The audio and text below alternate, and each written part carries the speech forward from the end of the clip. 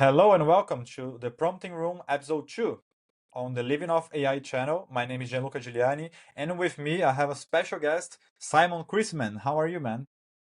Luca, I'm very well, and thank you so much for inviting me onto the podcast. It's my pleasure. Where are you speaking from? Well, I'm actually right now. I'm in Cape Town, so I'm in nice, warm summer Southern Hemisphere weather. But I've been over here partly vacation, and I'm able to work remotely from here. But I head back to the UK tomorrow, so I'm normally based just outside London. But yep, calling from Cape Town today. Nice. So a little bit of a workation, let's say. Yes, yes. I've actually been doing a cycling event, so I cycle in the morning with some people, and then I do my work during the day. And my wife's from Cape Town, so we've got friends and family out here. So it's nice. Okay, so I think I need to invite you to Italy to do the same thing here. I I have some friends that came here to do this cycling event in the south of Italy. They loved it. I love Italy, so yes, any invites would be welcome. But you won't be working here because they cycled, stopped, eat, Yeah, drink, and that's it, you know? I like the sound of No that. I like working, the sound of nothing. that, Luca.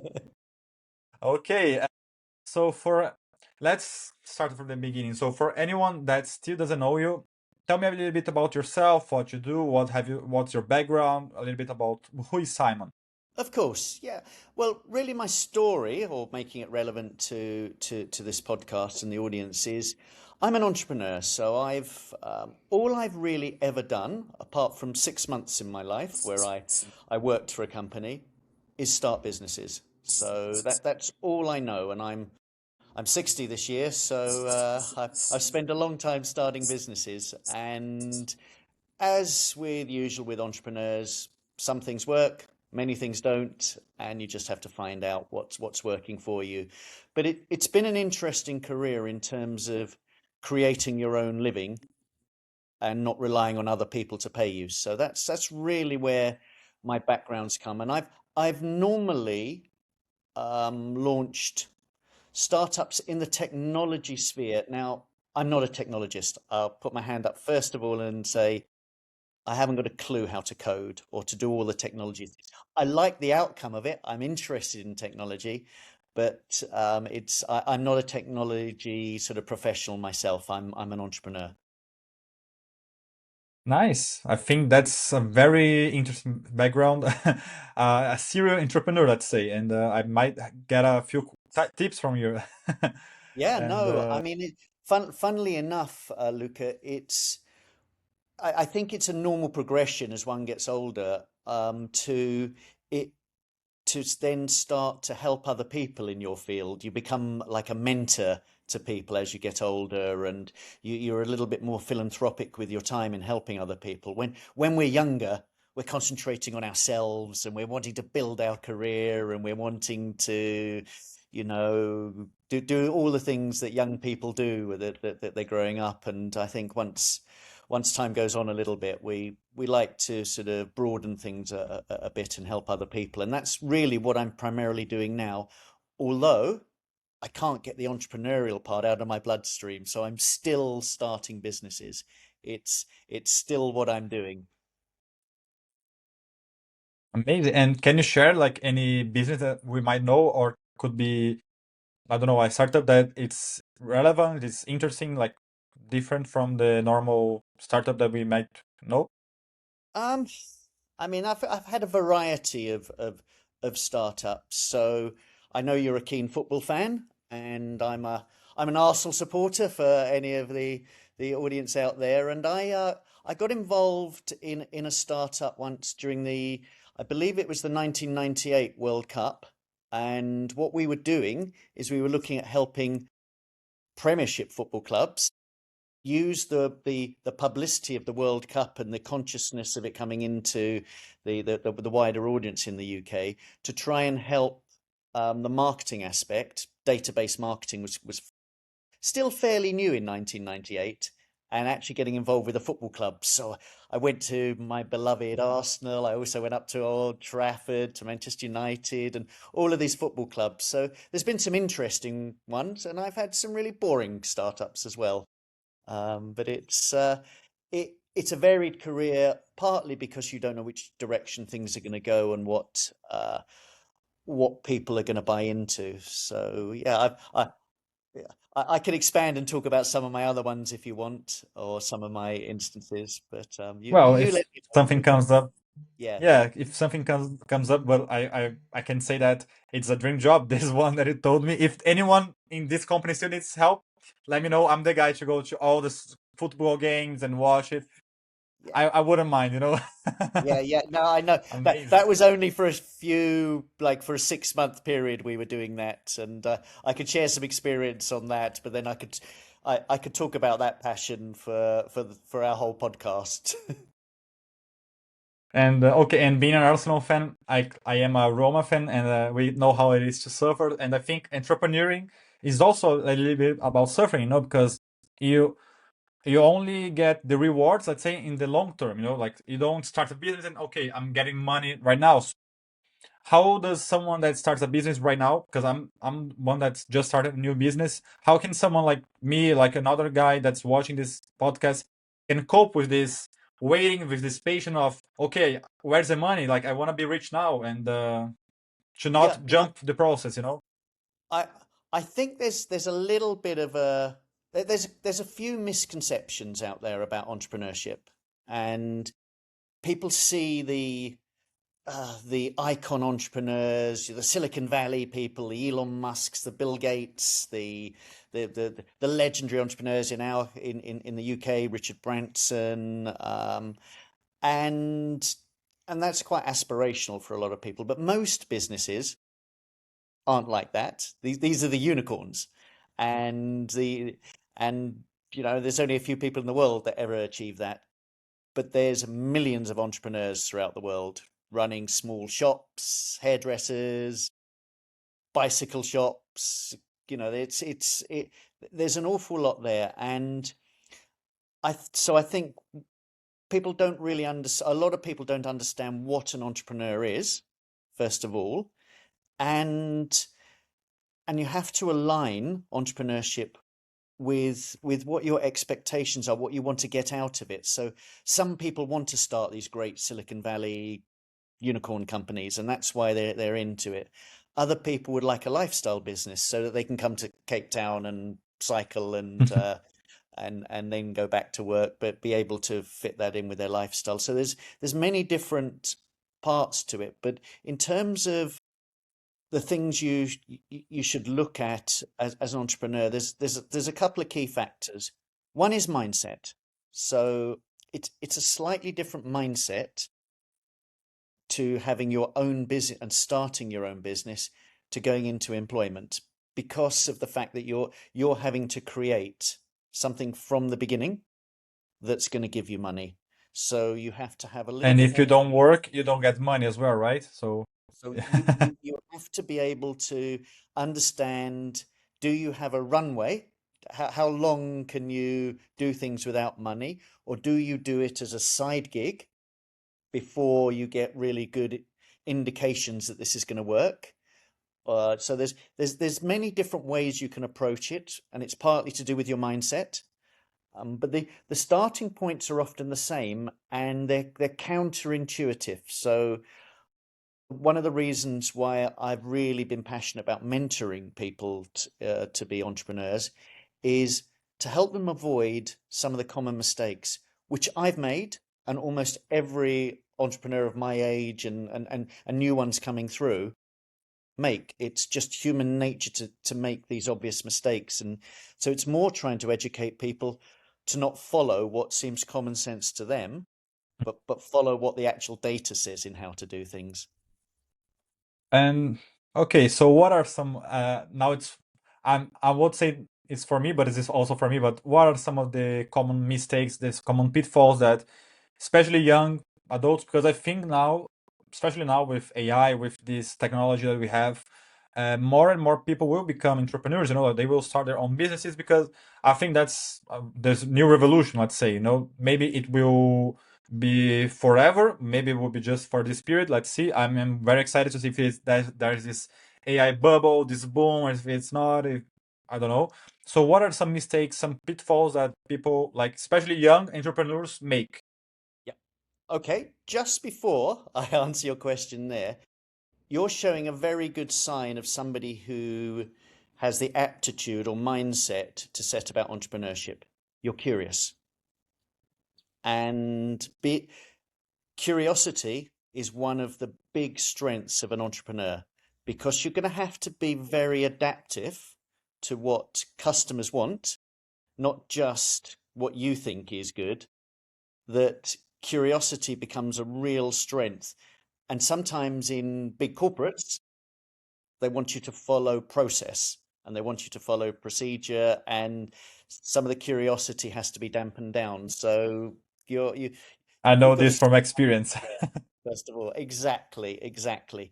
So I'll give you an example of how many novice entrepreneurs, me included, back in the day, think about starting a business, and then I'll try and flip it round a little bit, so you can see some of the things you should be doing as opposed to what you think you should do. So Luca, you've got a business idea. You think it's a really good idea, obviously, otherwise you wouldn't be exploring it. So you've got this great business idea. So here's some of the steps that people often take. They name it. It's Luca Inc. is what I'm going to call my company, to sell Luca AI products, and my first products, Luca Lite or Luca Pro or whatever it is, and I got to make sure I can get the website. So I think about, is there a domain available? This is where people often start. What you're doing, without thinking about it, is you're trying to build a brand without any customers. So you've named something, you're looking for a website. Brands are built around customers. None of this has the customer in mind. It's all about you and what you want to name something and whether there's a website available.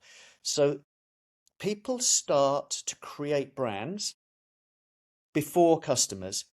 The next thing they often do, and I'm speaking from experience here, but also a lot of people that I mentor, is they think of their idea, and they want to build a product or service. And sometimes they do it in a lean startup way, so an MVP, a minimum viable product, but they're building products and services to get ready to take to the market.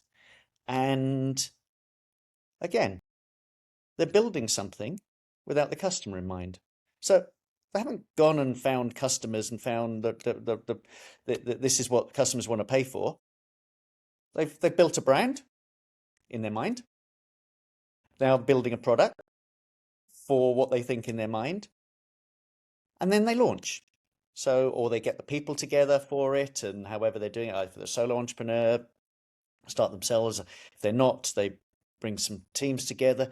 They discuss the structure of the company and who owns what, and they make big business plans, and they've got this product, and they finance the development of the first part, even if it's a small amount of money. It costs them to get a bank account because they need to put a proper company in place. All of this work is a massive amount of work. It's fascinating, and it's interesting, and it's creative. Then they launch. How do we find customers? Is this what customers want? This is the problem. And then it's panic stations. It's, well, no one's buying it, and I can't seem to find the people to buy it, and why. And so it's almost back to the drawing board. And then you're actually, at that stage, you're starting to become an entrepreneur. Before that, you're a creator, which are two quite different. Entrepreneurs build things, but they build things specifically for customers. They solve problems, they identify problems, they solve the problems that customers want to pay for. But none of the things we do at the beginning is entrepreneurial, usually. Naming something without customers, getting the website, building your MVP. So it's the usual way is build, then sell. The science behind it now, and I work with universities and entrepreneurship centers, and I've got my own academy, and what we do at 12 Ronnies is teach this the other way around. We flip it on its head and we say, what we're going to do now, if you've got a business idea, find some customers, find that you can get to who you think your customers are going to be. We call it sort of a customer segment or a customer profile, but who are these customers? Now let's go and speak to them or email them with a survey or do however we can communicate. There's some clever ways of doing this, but let's find out whether this is something of interest to them. Let's find out whether this is something that solves their problems. Let's find out if there's a bigger problem that they really want to pay for that's around this area. Now you're gathering data. So the early part of being an entrepreneur is you're an explorer and you're a detective. You're not building anything yet. And you start, if you take that mindset first of all, explorer, detective, finding out, then you'll know what to build for whom. And a lot of people can't actually speak to the customers they want to. They just don't know how to get, they think, oh, how do I get through my Facebook page? Or I don't know who to call. These are going to be all the struggles downstream that may make their business fail, that if they can't get to their customer groups. You'd rather up front know that you can't get to these people, so I need to find an idea for people I can get to. So it saves a lot of time by having the mindset sell and then build. So if you've got a lot of people joined a wait list for what you're proposing now, you know there's interest. If people pre-order before you've built it, you know that this is what people want.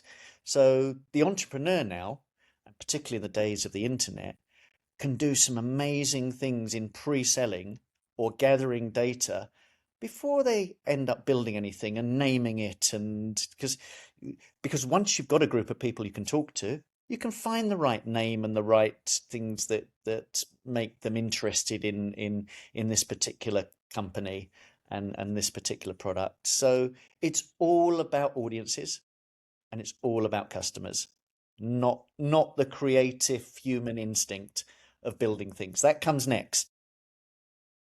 Okay, I have seen myself in a lot of these mistakes, and I have been We trying all have. to, yeah, I have been trying to mitigate, especially, I think one of the first things that you talked about, the don't build things that you think you want to build, but what customers want to build, like what your customer wants, not what you want, and I have made this mistake a lot of times, I won't lie. And we have a friend in common, Agos, that he's the one that first told me that, and now you also. So I think you both are correct, and that I always came to him and say, "Hey, I built like this amazing system, so cool, automation, like this AI app, I don't know, something like that." And he was like, "Okay, but is it practical for someone? Who is going to buy that?" Like, and yeah, but do you see how cool it is? And okay, yeah, it's cool. Why would I use it? you know? Exactly. Well, And Eggles, I just want to come to that too, as we both know Eggles. I've spoken to him a long time about this and what we call this is called idea validation. This is the area that I focus. This is my area of expertise, validating business ideas. And I've spoken to Eggles lots about this, and we've done some work together on this. So now he's now giving my experience to other people, which is is great. So if you're watching this, Eggles, well it's done. great, yeah. And he will be here because I think he'll also be a very interesting guest in this podcast. Maybe live in Riga. Who knows? Yeah, I have an wow, that would be excuse to good. go to Riga. Yeah. And okay, but yeah, nice. And you mentioned 12 runes. Let's talk about 12 runes for a little bit. What is this? I have it open here, the site. Tell me a little Well, bit more about your. Let me open the site real quick because I of have a course. lot of tabs. I am one of those guys that have uh, millions of tabs open, so I know people like you. uh, I try to keep as few tabs open because I get lost looking at my screen and knowing what's yeah, there. And I do that, and then I say, no, yeah, now I won't keep a lot of tabs, and then I go back to that. So, okay, 12 right, Roonies. brilliant. Tell me a little bit about Yeah, well, let what is me. this? Yeah, okay. So I think first of all, I better explain 12 Ronnies. There aren't 12 of us, and none of us are called Ronnie. But I'll save it for another time to talk about why we called it 12 Ronnies. But essentially, we're an organization, a philanthropic foundation that helps people start businesses. And the direction, so we've been doing this for about 5 years, helping people start businesses.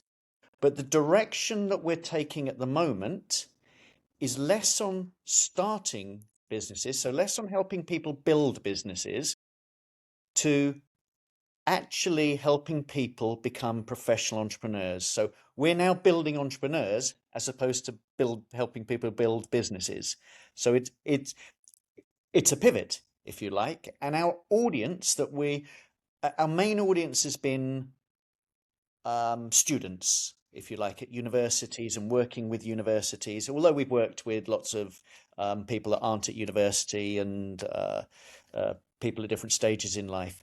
But our main focus at the moment on 12 Ronnies is we're looking at people who are, let's say, mid-career.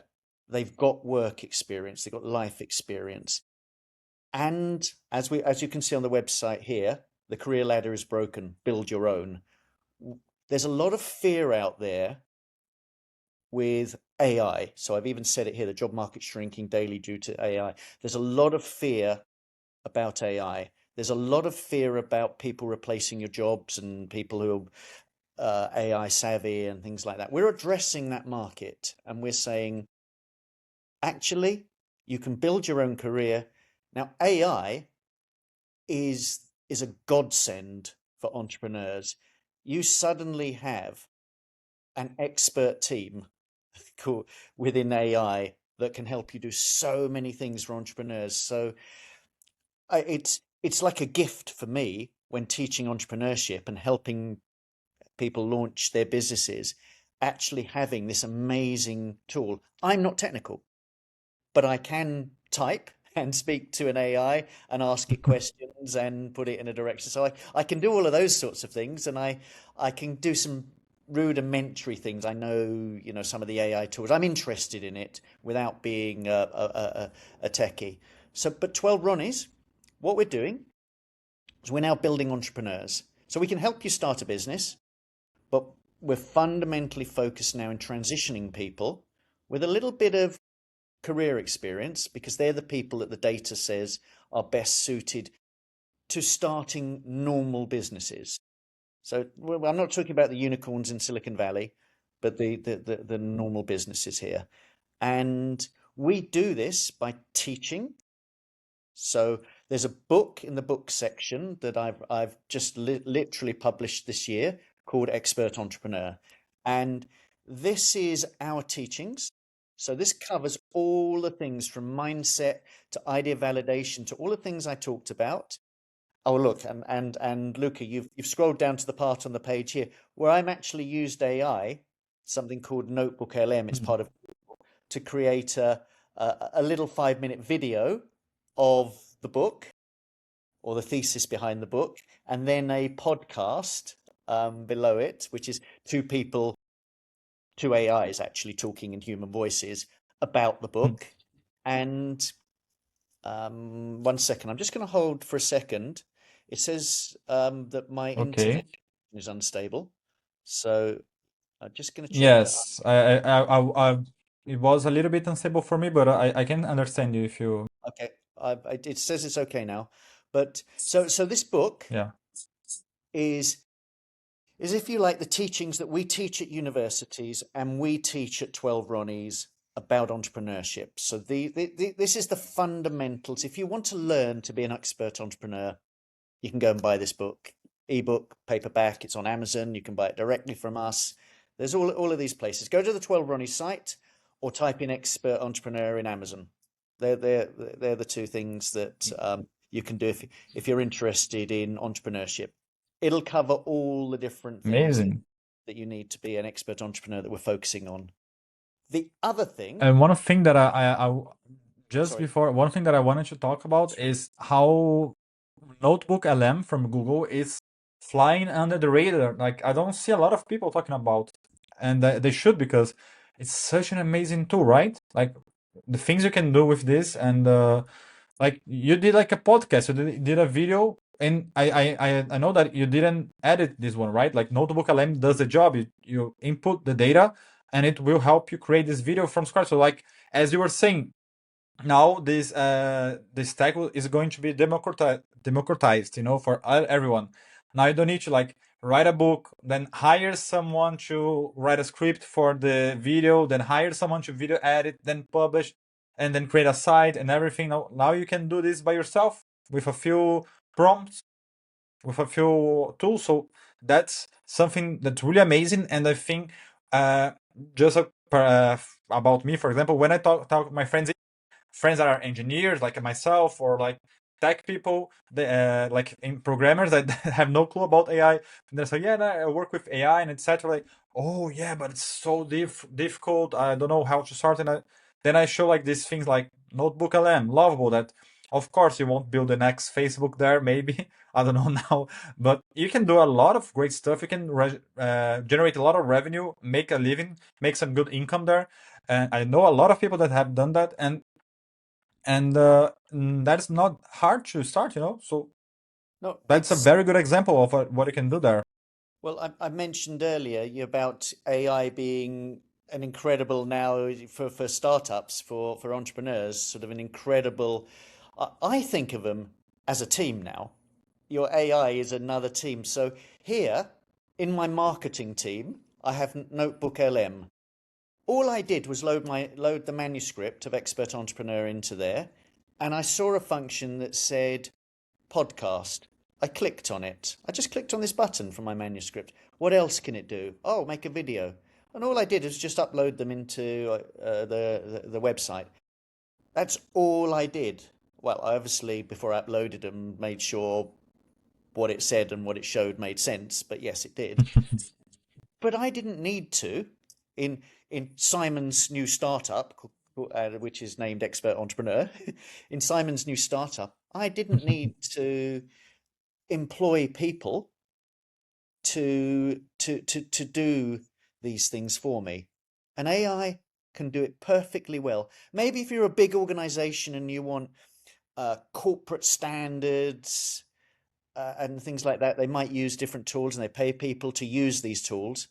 But as entrepreneurs, we want to get something out to market. We want to test it. And this is more than good enough. It's more than good enough. So I'm loving the use of AI, and you can see straight away I'm using it. So here's a book, teaches entrepreneurship, and I've been using AI to prepare it to sell it and to inform people about what's in there through video and through podcasts. The other thing I'm doing at 12 Ronnies, which will incorporate AI, if you click on Academy, it's on the top of the website as well. But what we have here is we've launched an academy. It's called Million Dollar Idea Academy. But this academy is taking the teachings of the book, but we're going to add a lot more to it. But we're now going to transition people that we talk about that have been mid-career, so employee.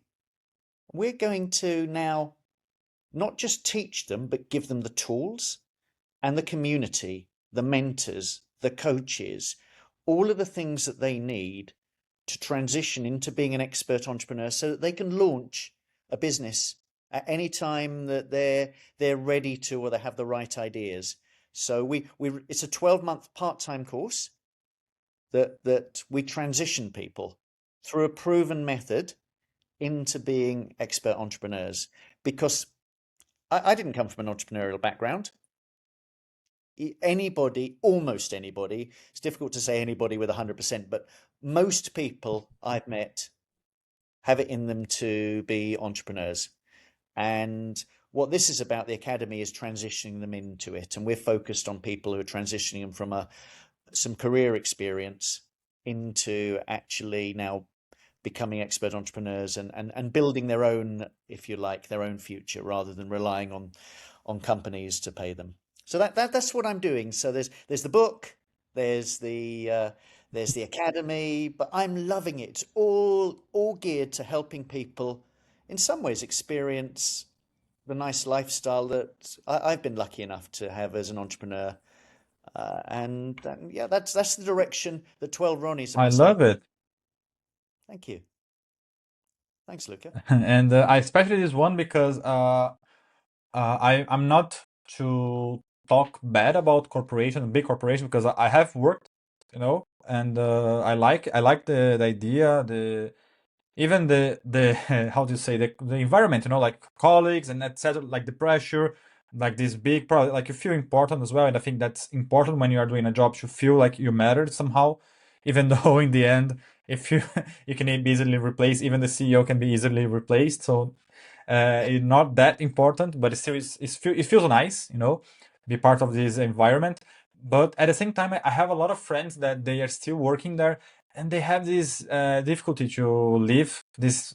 And like you said, this mindset of, yeah, but this bureaucracy stuff, this, oh no, I can do that myself. Like I have a friend that he works in one of those big four consultancy, and we had like these ideas, and yeah, so we need like this team here, this and that. And I said, no, but you don't need to like have this big team, like you can just streamline stuff. And another one that's also work in one of those consulting companies, like this big four, they gave him and his team, like a challenge, build, and this was like last month. So this is like they gave a challenge for them that is it was solved 2 years ago with, I don't know, make.com and some easy AI models, to transcribe a meeting, get the information, and make a summary of the meeting and some action points. So easy stuff that I done this, I think, 2 years ago, and or even more, and with simple automations, and but when he started try to do, oh no, you cannot use make, you cannot use an 8N, you cannot use that, only this tool here. But then he didn't have the permission to use ChatGPT or another AI model, so he needed to ask his boss that didn't also have the permission. So you see, like, this thing that could be easily done in half an hour, for anyone could do that easily. And I show him, I showed him like how to do it on Zapier, on Make, on N8N. I showed him in 3 platforms, so he could see like how easy it is. But because he was in this big corporation, oh no, we had like all of our privacy laws and data protection, etc. So and he waited a week, sorry, a month, no, a week, to get the permission so he could finalize the challenge. And they gave him the challenge without knowing that he didn't have all the tools available to do that. So I like that this mindset shift that you mentioned also here is very nice, because a lot of people that have been accustomed, have been used to working for corporations and companies in general. And I think that a lot of our universities nowadays, they train us to go there directly, not to become entrepreneurs, but to become employees a lot. And I studied chemical engineering, and in a way was good, because they train us to think in a pragmatic way, to become chemical engineers in the field. So to go like to a company like in the industry field. But at the same time, what if I am like a super genius, I have a new idea and want to build a new company? I didn't know how to do that. I didn't have any single idea, and the one time that they try to teach an entrepreneurship lesson there, they call some good guys from that were entrepreneurs, and they gave us like a grade. Like I think I was one of the guys that got a very good grade. The guy, yeah, let's do, and I even did some projects with him later. And the teacher, that she didn't have any experience in the industry, like working like an entrepreneur, she gave me like a 6 out of 10, But the entrepreneur, gave me a 9 out of 10.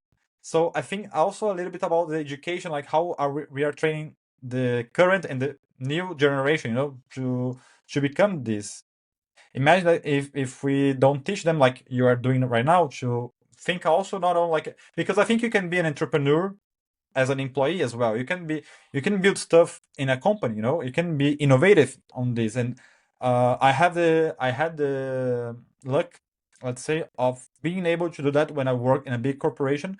But I know that not a lot of people have this opportunity. So this mindset shift, maybe the guy won't build the next startup, the unicorn, but maybe he will build a nice business. But maybe he can also do this roadmap and be a better boss or a better employee, but with more flexibility, with more leverage, and be more accountable in his company, where he's working right now.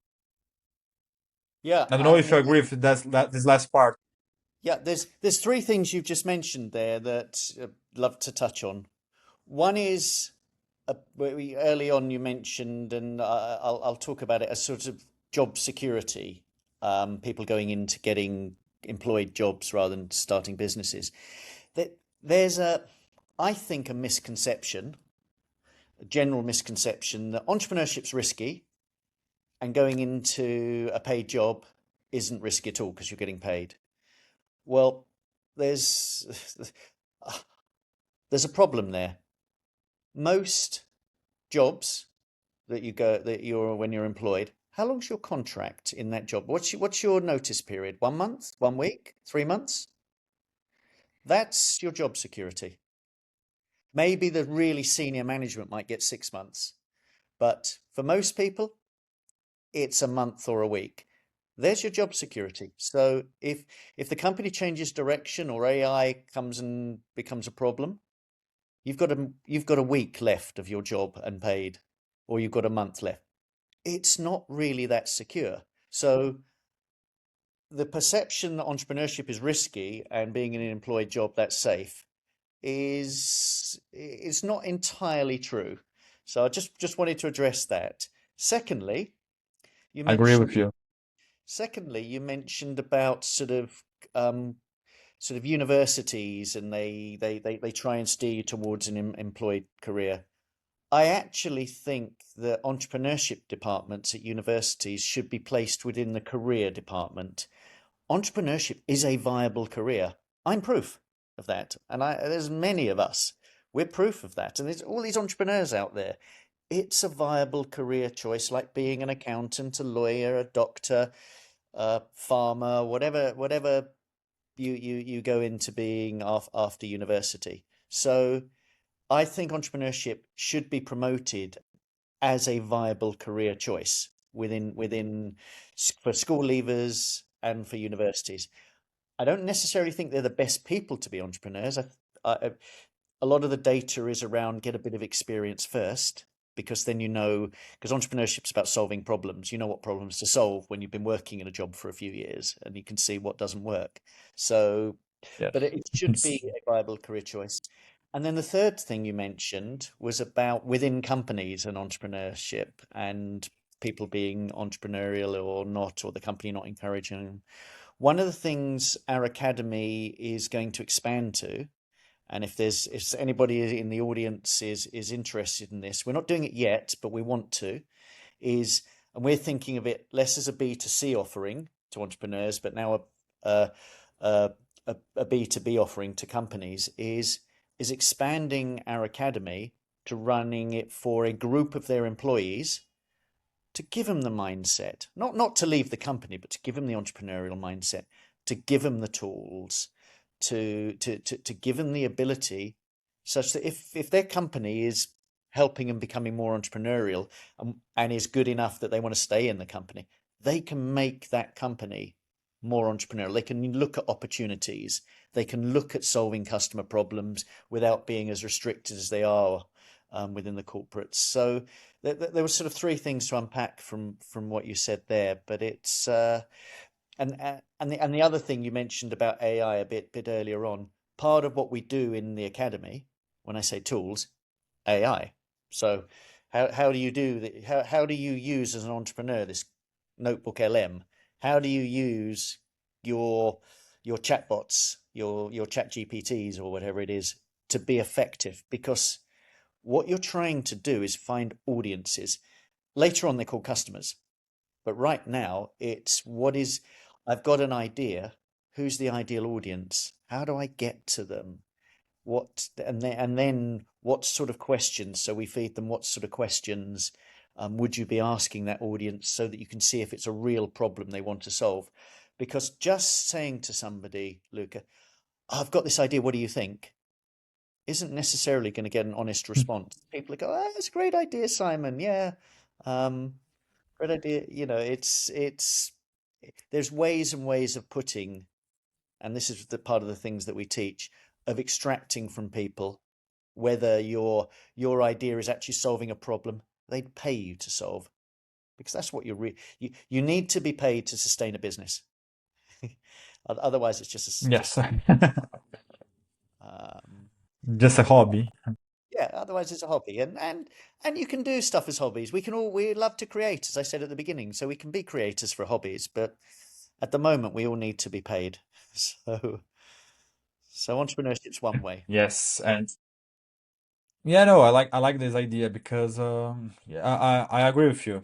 People can bring a lot of results to companies if they are more entrepreneurial, because if not, and I think a lot of well, I'm in Italy, so still have a lot of this old mindset, like you obey and you do what I say and that's it.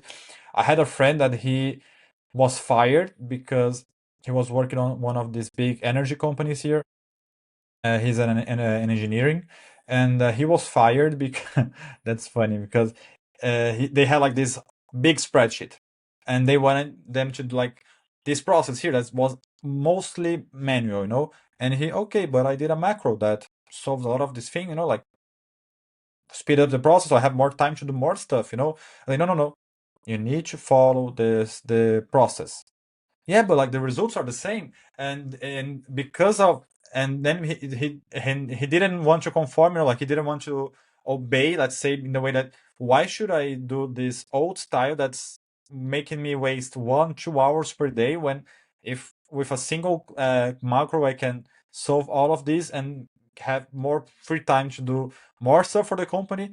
And because of that, the next month he was said that he didn't receive good feedback and he was laid off. So I think a lot of people also think, okay, I will just do the basic. I will just do the bare minimum to keep my job and get my paycheck, and that's it. Like 8 hours, I arrive, I leave at 6, and that's it. And I think that's very bad, especially for countries like Italy that has like not the best economy right now. That could use some innovation, could use some people Well, giving novel ideas, pioneering ideas, to make things go better, and we're not taking advantage of that. look at my story of getting into entrepreneurship. As I said, I only worked for a company for 6 months, and the rest of my career has been an entrepreneur. Was a similar story to your engineering friend in the utility, um, but the slight difference is I basically fired myself. Um, I was working in pre-sales, myself and actually somebody who started at the same time, and we were a few months in, and our job was to help the salespeople. So we weren't selling; we were preparing things, and we were helping the salespeople. And we went to our line manager and said, "Here's a better way of doing this. This is this is how we think you should do things. It'll have a better outcome and all of these things." And our line manager said, pat us on the shoulder and, yes, boys, you're new here, you'll understand, and go away now. And we thought, no, we can do this. And we started the first business based on going, well, we weren't really being listened to, and we thought there was a better way. And so we started our first business on that. Now, here's the twist in that story. Our line manager was right. We couldn't do it the other way. Their way was better, that they'd always been doing. But we found something else. We pivoted, to use the entrepreneur's phrase, into something else. But it was driven by the fact that once you're inside, and this was a corporate, once your flexibility is very narrow, and that's how I sort of got into it. But I left on a false premise. If I'd have known what I know now, I'd have tested the idea in the market before making any moves, and it wouldn't have been so risky. So there we go. Okay, and Now I want to ask you a question. So you have like a lot of experience with entrepreneurship for yourself and for others as well, for mentoring. And would you say that how much is the same from previous, especially previous maybe tech or previous AI at least, and how much is different right now, and how do you see in the future? Like how do you expect it to become? Because I see I see a lot of people say no, AI will be over in 2 years. It's a bubble and etc. So people will leave it, or maybe it will be like just regular part, but won't do as much change. Others will no, no, no.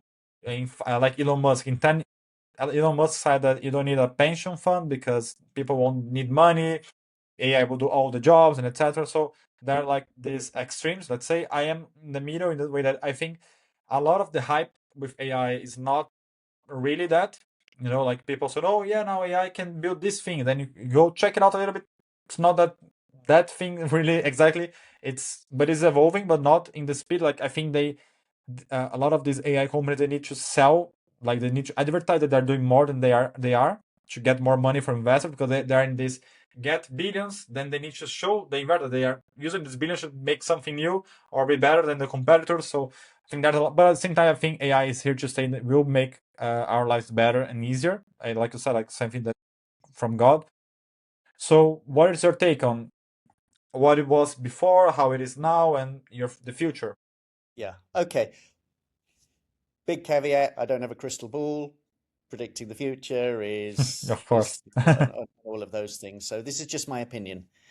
Uh, it's completely changed. It's and much big. So I started business. My first business, I think, was 1998 or around that time period. So the internet existed, but it was only just starting to exist in terms of business, and not in a bit. You weren't doing any transactions on it. My first business actually involved putting floppy disks into computers because they weren't connected. It was only big companies and distribute. So I'd come from basically in business terms the pre-internet age. The internet age changed everything because now suddenly you've got access immediately to markets and people, and data became the big thing, and that's where we've pretty much been with 12 Ronnies. Is we've now got all this data that can drive us, and we can get to customers through the internet, through social media, through channels that weren't open. It's just it's changed the whole entrepreneurship um, paradigm from if you build it, somebody will buy it basically because there aren't before the internet there wasn't much variety. So if you build something that you think's vaguely useful, you'll sort of find some customers, and not all the time, but you can. It was about building things. To the demand side of things, now you have to find the demand that I talked about, which was, will can you find somebody to buy it, and can you get to them? So it's supply and demand has flipped on its head now. Before, supply side was most important, now the demand side. So that changed quite a lot. But I think this AI era, and I think well, not think it is here to stay. You just can't deny it. It is here to stay. And what I'm seeing in how we teach it, because I'm involved also in entrepreneurship education with universities in the US, UK, around the world. And they're doing some really clever things with AI, and it's just the start. So, for instance, you can build using AI because it can trawl through all the internet's data to do this. You can build customer profiles. So if you've got, so the key thing is building customer profiles and going out to them and talking to them. Now you can use AI, and and universities are now, some of them are producing AI versions of this where it learns a particular profile and how to, and so you can interact with them. You can practice your pitch with this profile. You can sell to it. And AI is now getting to the stage where it can find your customers better than you can. It can pitch better to them. than you can. It's just amazing how this is happening. And with this new era of coming through of AI as it transitions from sort of the chatbot to the agents, I'm now seeing lots of examples of it doing things. It without you asking it to. It's communicating. It's going out there, and I really feel the direction it's going in will one day lead to the entrepreneur just orchestrating a set of AIs or a set of humans, or you might say, I go back to the university, and here's something that sounds really fanciful, but I think is could happen. Is you go to the careers department at your school, university, and you've already been profiled to see what you're most likely to achieve at, and you explain what you want to do. And let's say what you really like doing is fixing things, playing with your hands, and fixing things, and the careers department says, well, here's a bunch of jobs that you can do that you'd really enjoy and be part of it. But what we're going to do is we're going to set you up now with your own business. So we're going to team you up with an AI that's going to basically set up the business and employ you to do your dream job that you want to do. And that sounds really science fiction, but the technologies to do that aren't that far in the future, whether that'll happen or not. But can you imagine going, well, this is what my real passion is. I need money, so I can't just tinker around with things. But you could then have a company formed around you of AIs and humans, and maybe you have to put a little bit of your money into it to start it, or borrow, or whatever it is, or get money from your parents.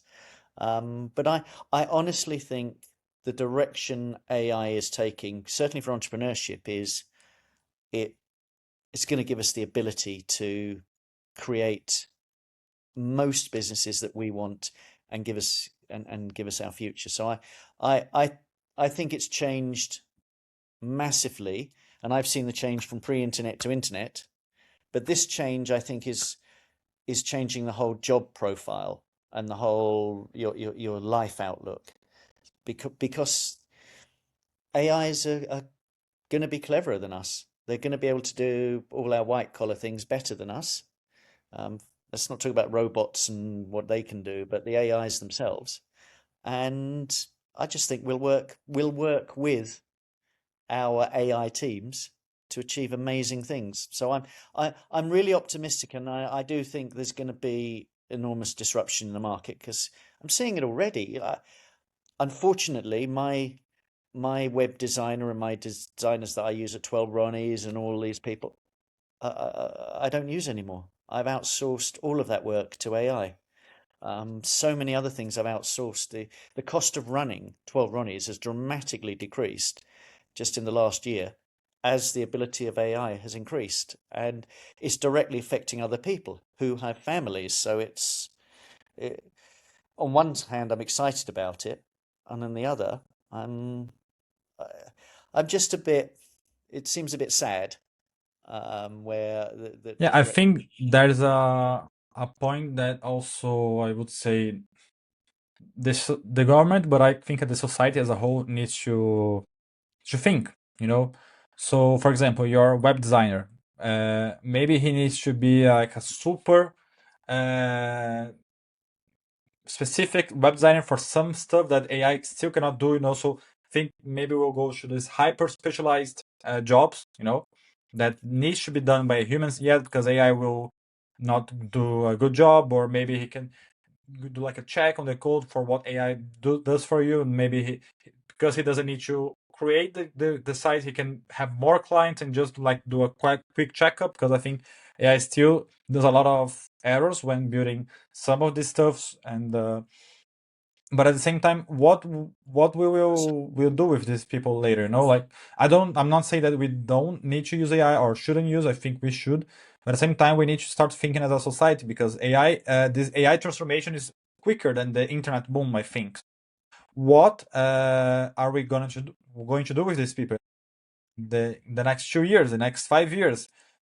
People that are just graduating from high university now, that after 5, 7, 10 years of studying and going to masters, doctor, PhDs. So they will be with no jobs, and we cannot stop evolution, but at the same time we cannot disregard these people. Like, so this is a very big, interesting also thing of how each country, each society, and the planet will work on this problem. Yeah, I mean, when you mentioned the web designer retrait or using AI to be more advanced, the problem is, and it's a she, not a he in this case, and her company. She's lost thousands of pounds of business with me and probably with other customers because the stuff the AI can do is quite basic. And remember, we're in the startup world, so it doesn't have to be of the standard of a corporate needs. Although I'm sure AI will improve to corporate standards for even free versions fairly soon. But she's immediately lost money, and not only that, she'll never ever find customers like me again because of AI, unless somebody is just a technophobe. So she'll have to go to a different level of audience and offer different things. So I do think there's AI will just eat up some of the market that just can't be replaced by having humans in there, and so humans are going to have to find something else to do, and other ways of earning money. But it's not really, Luca. I don't think it's our.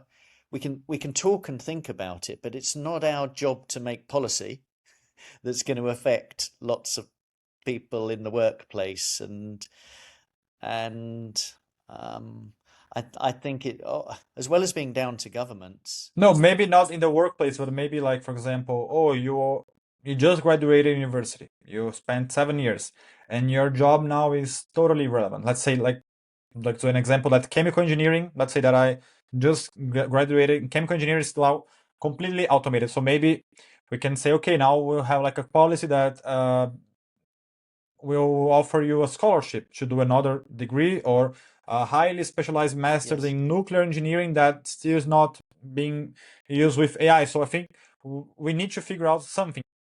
Some people, I think Sam Altman says that, and Elon about basic universal income. Some people not. So I'm not saying that this is the right approach or not. I'm just saying, like, we need to Yeah. figure out what to do with these people. If it will be like through government, if it will be through society, if it will be through NGOs. I just need, like, think this discussion will be sooner rather than later. Let's say.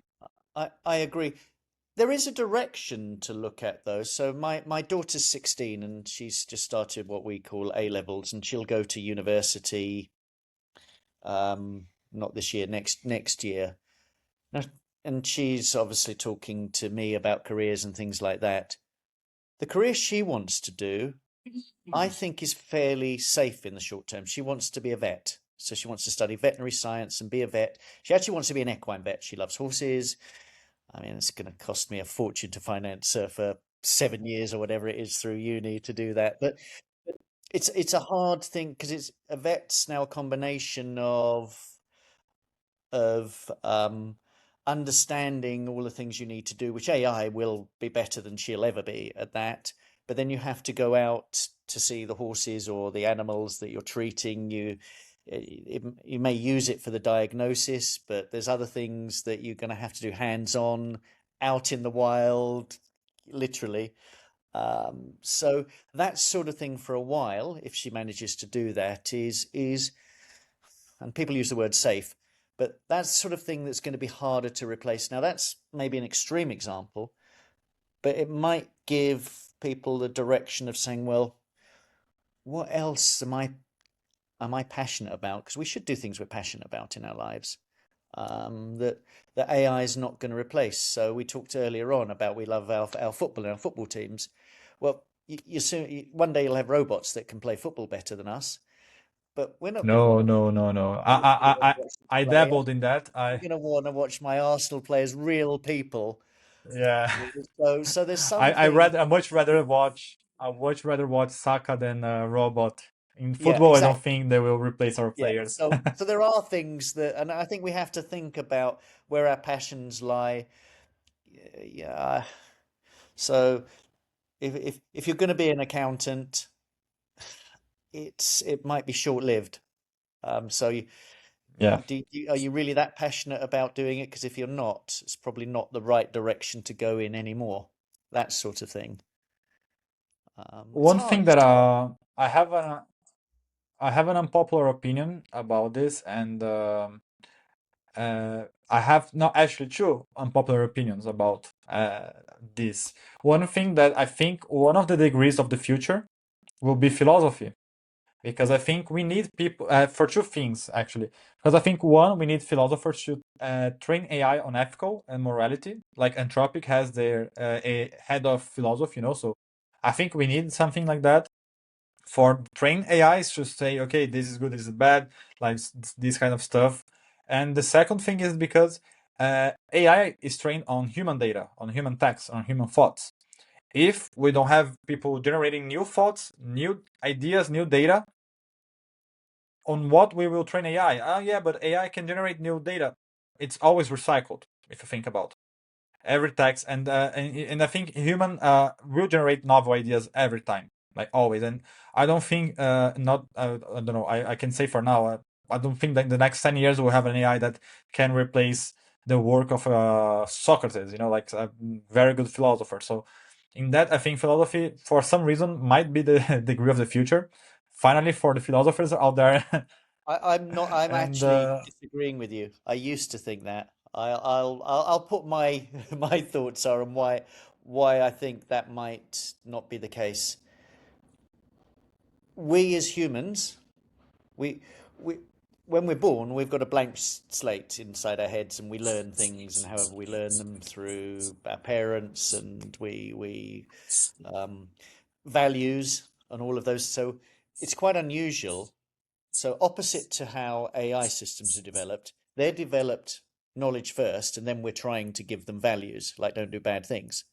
Um, as humans, our our parents, our mother tries to teach us right from wrong. Don't do that. Do it's trying to almost what's naughty, what's acceptable. So we almost learn as a child values before we're then crammed with all the stuff at school, which is all the knowledge things. AI's the other way round. We cram it with knowledge, and now we're a bit worried about it. We're trying to teach it values, so it's sort of a bit of back to front there.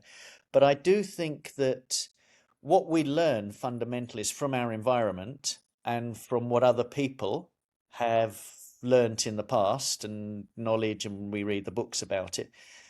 AI can do that as well. So I think it will be able to learn all the things that led to a Socrates, and then think differently again. Won't be identical, just be different. But I think AI can crack human philosophy if that AI is given that goal and let's given see, access to the let's see. environment. I don't. I I don't used think. to think that was the most important thing, philosophy. I thought when we're all out of the equation, that the philosophers are the ones left in the jobs. And now I don't even believe that. You're more of an optimist than I don't me. think because philosophers, they like they have experienced real things, like going to the real world and experience suffering, happiness, love, tragedy. So like things that I don't know, even like a romance book, because some of the stuff that you see are art. Yeah, people are using AI for art, and I think it's very good, but at the same time, I don't know if we'll have like the detail and the sentimental value. And I am a very analytical person, but and I don't understand art at all. I am a very bad. I live in Roma, the one of the best places for Yeah. art. But I go to a museum, I see the art painting, and I say, yeah, good, but I don't understand. But I appreciate what I don't understand. But I don't think like the level of detail and the clumsiness as well, because maybe it will get it wrong here, but it will be nice as well. And this, like as you can see, there's some authors that they have like this phase that's like this, and they change it like that, like those stuff. And I think AI will never like gave us this authentic experience, and I can even say like now a lot of people are uh, advertising that they don't use AI for art anymore on their marketing campaign, for example. Yes. So there's also this thing that this premium of, yeah, we don't use because we are authentic and stuff. So I'm not like extremely to not use, but at the same time, I think some of the stuff we will still need humans to do, like this authentic human experience in philosophy, in art, in literature, maybe as well. And but I don't know. This is just my guess that I did not have this, but I started to think this about 6 months ago, and I don't know, But it might maybe. be, Luca, that, and I'm the same, but it might be that we end up in a dual world where we romanticize the things that are human. So, like you said, you don't want to watch some robots play football, even if they could play it better than Messi can, right? But we want the authentic human part. We might have AI philosophers that can do human philosophy better than we can, but we we we might want to only take the philosophy that humans produce. So we might have that romantic human side of things. And you mentioned earlier about, so much data now is AI produced. Well, I think Google have started to, and I'm sure this direction will continue, of starting to try and label data to what is produced by AI and what is produced by humans. And at some stage, I think there will be a pathway where it'll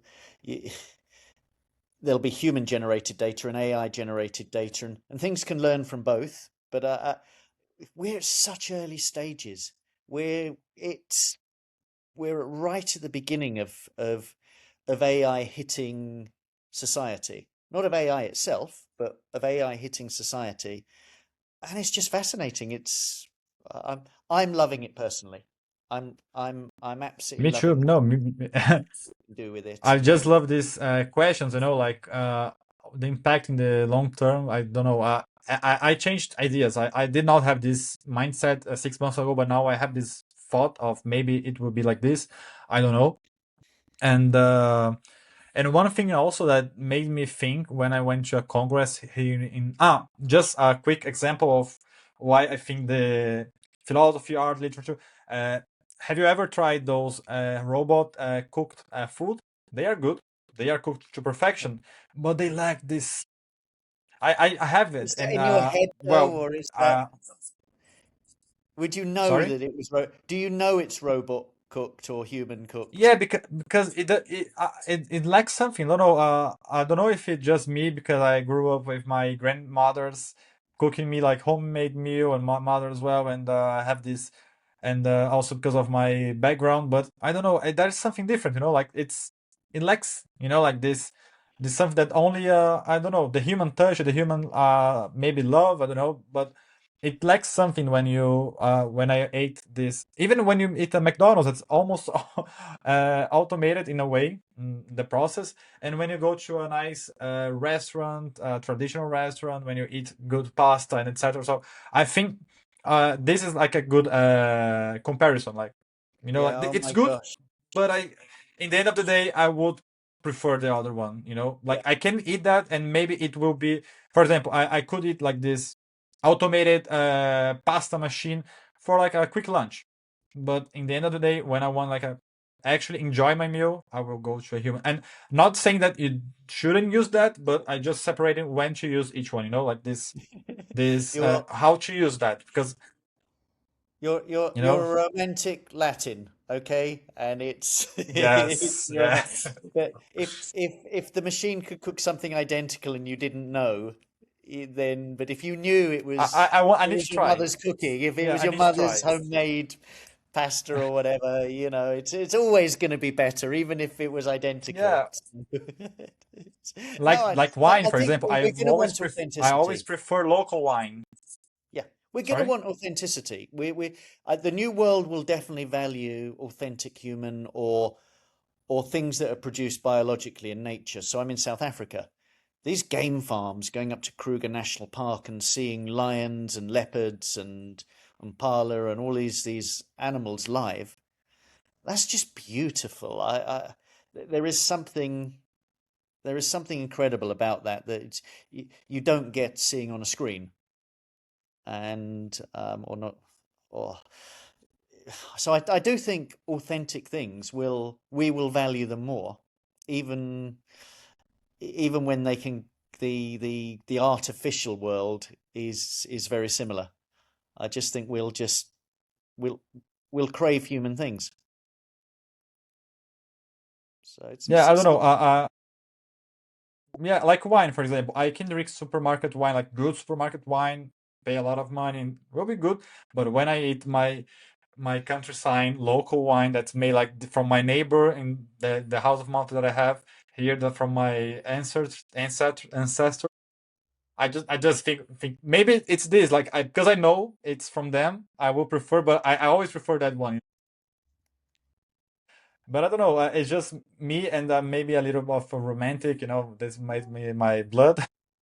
But yeah, but let's see, let's see. I'm curious. I'm really excited to see what will the future be, because I was born into the digital world, let's say, because I'm from '97, so I didn't see the pre internet, and I was born into internet. I was always on the computer. Even early on, I was lucky to have like a computer at home, etc., just for me.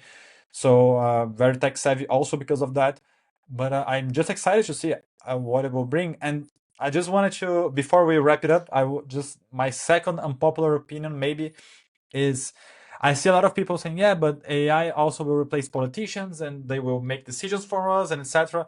And I even see some clients of mine saying, yeah, allow I ask AI and it will do for me, and that's it. I will accept the decision, and I think that's nice to have AI brainstorm and give you ideas and even suggest going this or there. But at the same time, for example, law. Why a law made from an AI would be ethical, would be moral, would be good, because AI was built by someone, and this someone can change the algorithms. So if this someone, which AI model will you use? From if you're in the US, will you use a Chinese model if it's better, but maybe China will interfere, or vice versa. And if you're from the US, an American model, maybe the billionaire that owns the AI model will change it, and later that the law should be from the people. Like the all the power comes from the people. I think something like that. So that, and also, for example, I was talking to my father, and he's still learning from all of the jibber jabber that I launched on him about AI. And one thing that I mentioned was, okay, imagine that you have a company, and this company uses AI, and the AI makes a decision, and for some reason it fails, and you make a lot of people lose money, and now they want to sue you. Then who is going to be sued? You, the developer that made the AI, the company that made the AI, the guy that made the problem. Heck, I think there's a very, and I heard like a professor of law in this congress that I went, that he talked about it, like uh, who is responsible for the decision of AI. That's a very interesting thing to think about in the future. If AI makes a decision for a bank, for example, and it hallucinates and deletes all your money, who is in fault? The AI model owner, the bank, the developer, the programmer, this type of stuff. Because I can speak for today. Today I was brainstorming with AI, like, okay, I didn't know which direction to do like a code in a system for me. And I asked, okay, I gave the two directions, and AI started saying, okay, option A recommended, and then option B. And then in the end, I say, okay, I recommend you going with option B. But you said option A was the recommended. So, in the same chat. And so okay, it's still early stage. Maybe in the future will be better. But at the same time, I think there's also this ethical, like giving AI the power to make powerful decisions. Are we in a better world? Because humans also make mistakes. Politicians also make mistakes, intentionally or unintentionally. But we seem to be more tolerant with humans changing their mind or hallucinating, as it might be in that example. And human decisions causing death or serious injury, and it's like, then who do we sue? Is it the actual person or the company they work for or the legislation that caused it? And we also have quite a complex world anyway with the humans, but for some reason we've accepted human fallibility, and we don't want to accept But AI we can make it accountable, you know? yeah, You we make have a to make mistake in your AIs. company, you're fired. Yeah, and You know. I think we have to make the AIs accountable that to a higher level almost than humans. That's the only way you'll get improvement. So if they make those sorts of mistakes, they're fired or they're turned off, which is the same as I Yeah, don't but know. how can, and actually was an experiment that I don't know, I didn't read the experiment, the article, to be honest, but I just read like the article, not the research, let's say. And the guy said, okay, if you do this mistake, you will be fired. And he saw in the logs the AI thinking, oh yeah, I can have like this email that shows him like he cheating on his wife, and I can create this one here that I can But blackmail. humans Like the do all AI that as well. actually. But humans do that as Yeah, well. So and you're yeah, no, just yeah, copying of what course. humans But do, and we're the surprised that thing is AI like, does it. can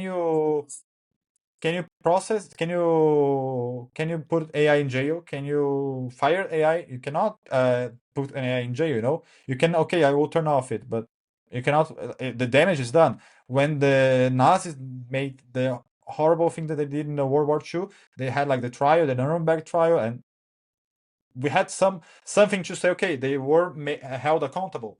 If an Yeah, you AI, had some people for that were example, switched off, imagine that you're and sorry. you had some people that were switched off at the end of the trial. They were executed or whatever it was. Yeah, I just yeah, think but so there was this accountability. we need to we need to figure out a way of making AI decisions accountable to the AI, and with the ultimate of being that AI doesn't exist anymore, and people move to a different one.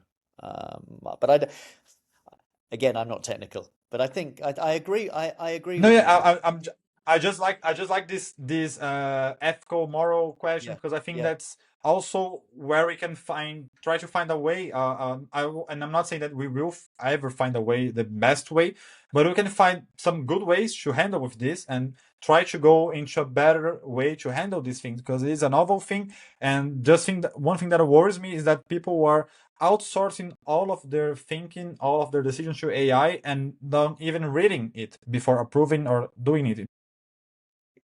That's And another I do problem. this exercise That's yeah, another and I do problem. this exercise with some friends, clients, partners, and I say, get this prompt, send 10 times to your AI, see if it will give you the same answer 10 times, and it will give you like 7 answers different. And I tell them, so how can you just get this decision like that? Don't even at face value, without even reading, without even checking, confronting AI. Say, are you sure that? Because I always use AI as a colleague, as a brainstorm partner, and helping you guide your thoughts. Like questioning, and not like just a thing that you can. Okay, I don't want you to do this. AI, do this, and don't even check about it.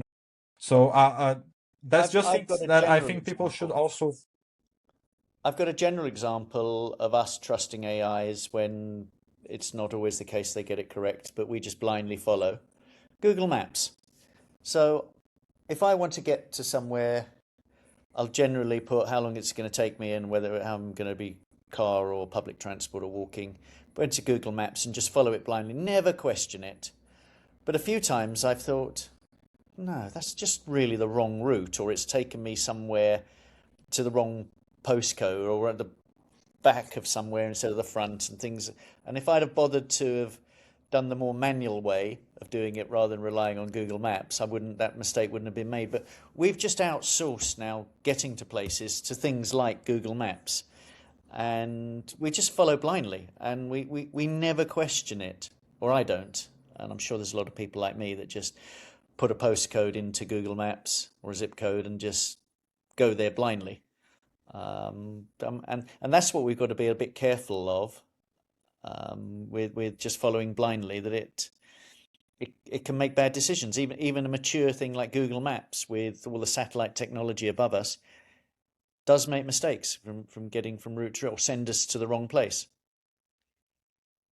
Yeah, So if you, I think you're going to Brazil in the end of the year. If you go to Rio, don't use Waze there, because it might send you to a favela. yeah, yeah, yeah, exactly, exactly. So So I yeah, know a lot of cases that happen this. So if I were you, don't trust Waze in Rio because Oh. it's not the best idea. I'll take that advice then. Oh, well, no, Yes, you will be in the car and then all of a sudden like armed guys there. Whoa, where am I? You know?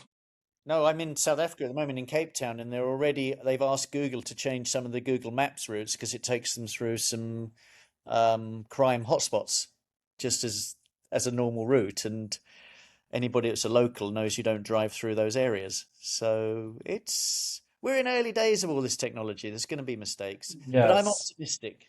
Luca, I'm optimistic. We're going in Me the too. right No, direction. me too. I just like to throw these questions, around because I think this also helps enrich the debate. Let's say. Yes. So I'm optimistic, but at the same time, I think I just like to question. I just to say, okay, is this the best? How is the best way to move forward and to shape the future? I'm not saying that I'm the best guy to do that, but I just try But to help the debate. it'll never be better than mum's cooking, eh? Than your mother's No, cooking. no, no, You no, know no. what I mean? So yeah, Mom, yeah, if you are watching it, you are the yeah, best. yeah. No, Fabulous. no, no, no, no, Thank you. no. Mama, it's different. Yeah, I'm exactly. gonna visit her in May, because we're not living the same city right now anymore. And no, I told her, oh, gonna be cooking all day for me.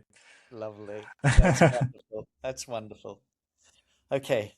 Okay, I think we have 1 hour and 20 minutes.